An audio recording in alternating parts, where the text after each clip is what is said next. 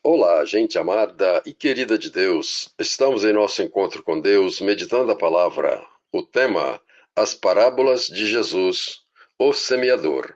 O texto bíblico, Evangelho segundo Lucas, capítulo 8, versículos de 4 ao 15. E ajuntando-se grande multidão, Jesus falou: Um semeador saiu a semear, e algumas sementes caíram à beira do caminho e foram pisadas, ou as aves do céu as comeram. Outras caíram sobre pedras e nasceram rápido, mas logo secaram, pois ali não havia umidade. Outras caíram entre os espinhos, os quais cresceram junto e as sufocaram. Porém, muitas sementes caíram em terra boa, e aí brotaram e produziram frutos 100%.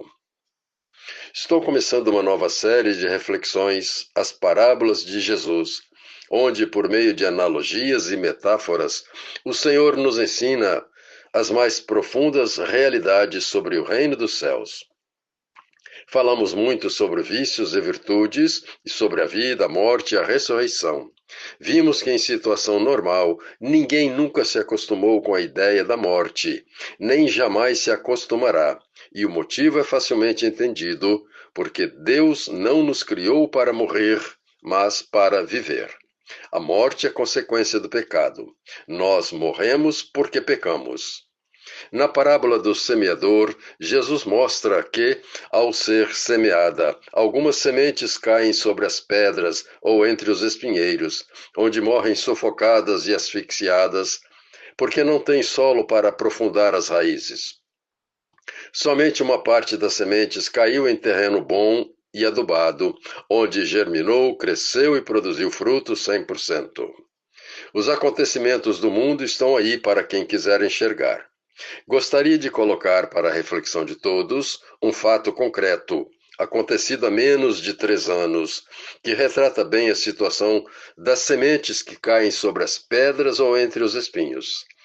Trata-se de uma situação de sombras e trevas em que a sociedade está mergulhada, onde muitas portas que são fechadas para o reino de Deus não são portas físicas, mas são barreiras espirituais que os homens e as instituições humanas colocam.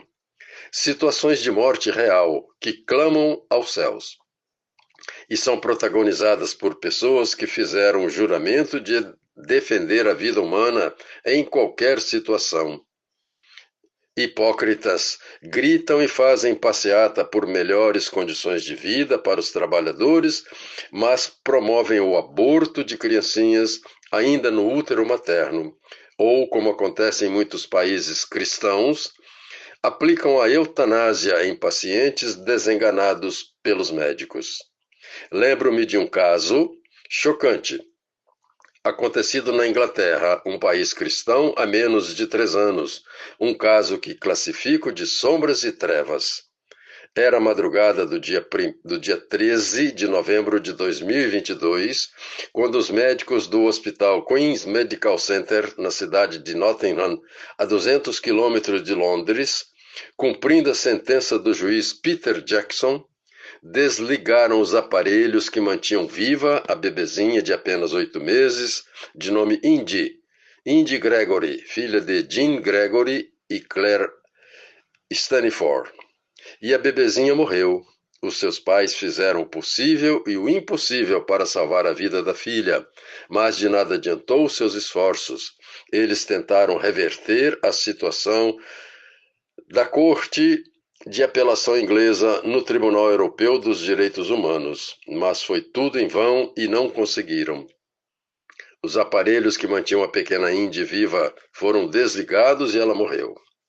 Que tribunal de direitos humanos é este, que apoia as ONGs que brigam por salvar macacos, tartarugas, papagaios e até qualquer outro animal, mas fica totalmente insensível diante da sentença de um juiz que manda desligar os aparelhos de uma criança e decreta sua sentença de morte?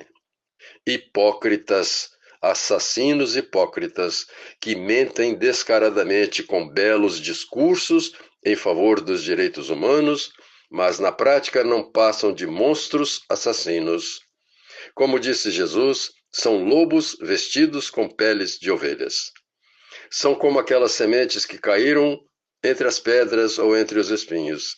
A bebezinha Indy era portadora de uma doença mitocondrial incurável, e os pais dela tentaram de tudo junto à Suprema Corte de Justiça inglesa para impedir que os aparelhos fossem desligados.